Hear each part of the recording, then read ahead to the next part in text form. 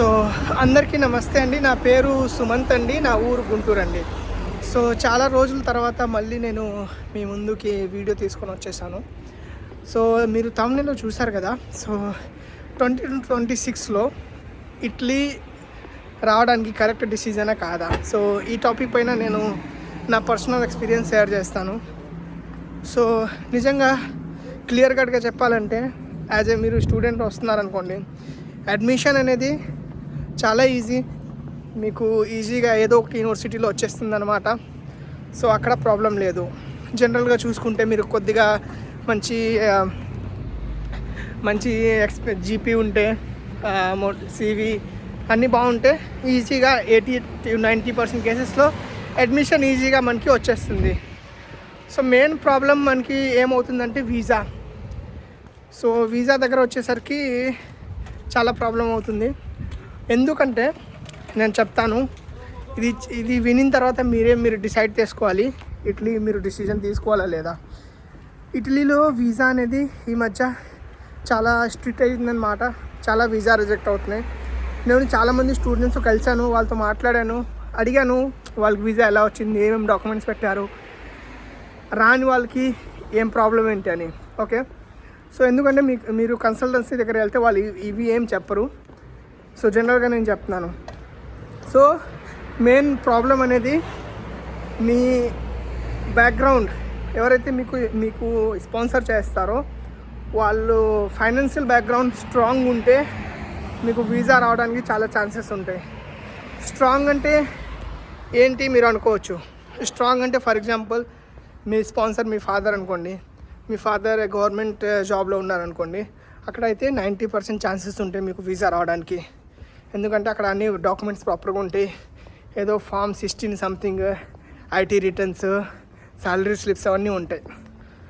అది కాదు, మీ ఫర్ ఎగ్జాంపుల్ మంచి బిజినెస్ ఉంది, ఒక 3-4 ఇయర్స్ నుండి మీరు మంచిగా ఐటీఆర్ కడుతున్నారు, తర్వాత అన్నీ ట్యాక్స్ కడుతున్నారు, ఐటీ రిటర్న్స్ అన్నీ అక్కడ ఉంటే అక్కడ కూడా ఛాన్సెస్ ఉంటాయి.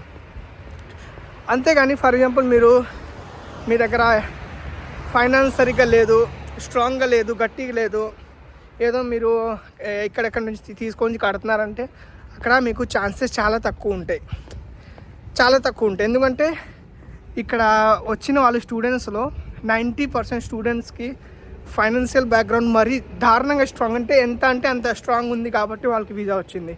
సో ఇది నిజం.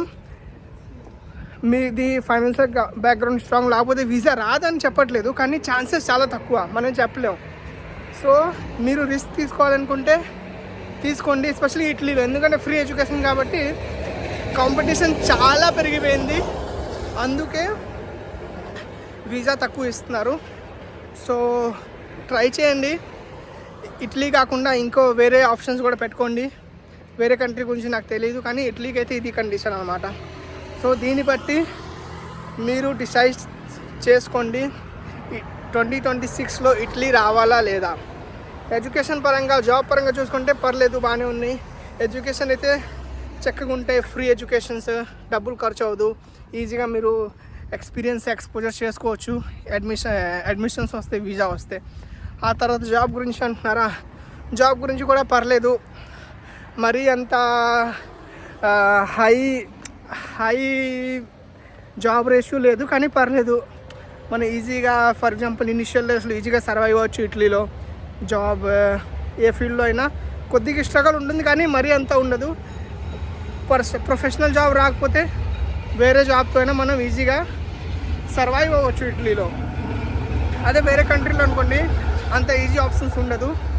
సో అందుకే ఇటలీ ఒక బెస్ట్ ఆప్షన్ చెప్పుకోవచ్చు. అది.